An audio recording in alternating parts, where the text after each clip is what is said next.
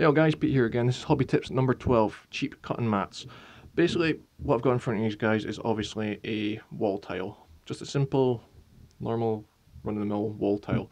Basically, the reason I got this idea for a hobby tip is when we were at our sort of old flat or that, we obviously had a sort of decent amount sized box of these left over from the previous person who lived there.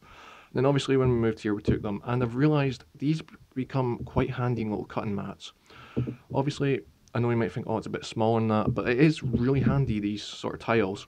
Obviously, this is a 10cm by 10cm sort of tile, which that's a good size for cutting stuff on, obviously like miniatures, if you want to sort of chop bits off of it and that. And obviously if you don't, not everyone has a giant like A3 cutting mat or that like I do here.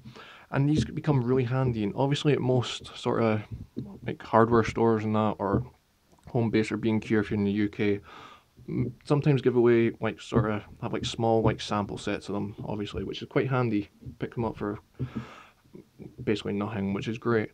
And they're really strong, really great. Obviously you're going to score it, but the main thing is it's a tile and it's going to take a good amount of beating, obviously, from if you're just cutting miniatures on it, like cutting like little bits off of it and that, it's going to take a good amount of beating, obviously.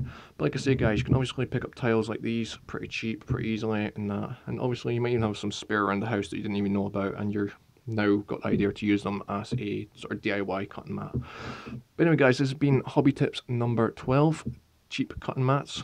I hope you guys have enjoyed this hobby tips, and if you're new to the channel guys, obviously please hit that subscribe button, and I will see you next time.